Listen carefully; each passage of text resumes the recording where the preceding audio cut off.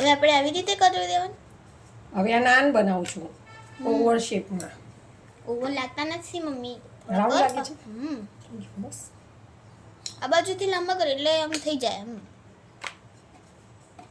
આ છે ને મેંદાનો છે ને લોટ એટલે એને આમ ચોંટી જાય મતલબ કે.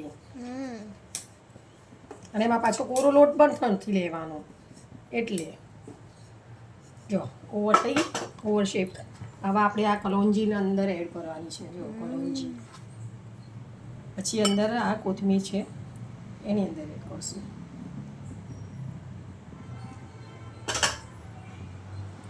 પછી એને આપણે અહીંયા એક વાર વેલણ ફેરવી દઈશું જેથી કરીને અંદર ચોંટી જાય.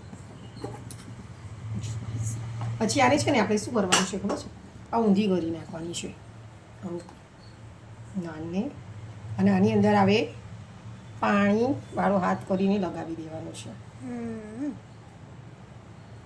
પછી આ છે ને અહીંયાથી લઈને સીધી તવીમાં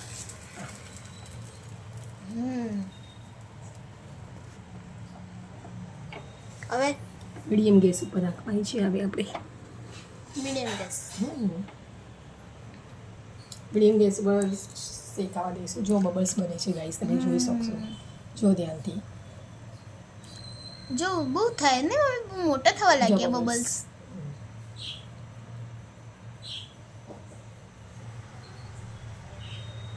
જો દેખાય છે બધા બબલ્સ એટલે શેકાય છે બહાર ચોથી. જો થયો બધા બધી જગ્યાએ થઈ જશે ને.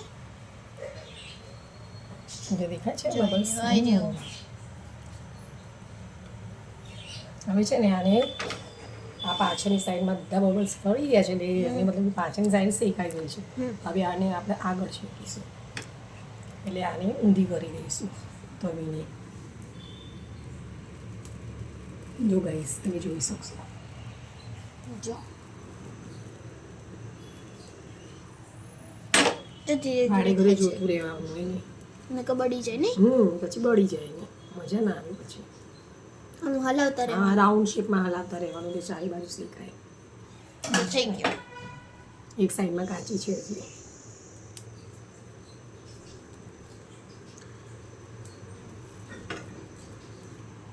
જો થઈ ગયો ગાઈસ. થઈ ગયું છે પણ અહીંયા જો સાઈડમાં જો થોડું એ તો થોડું થઈ જશે એમાં. આમ ફરાતા રહેવાનું આને.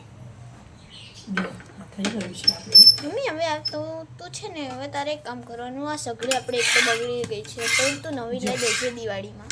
હવે આ આપણે કાઢી દીધી છે. આની પર મૂકીને એની પર આપણે બટર લગાવવાનું છે. અમૂલનું બટર છે જો.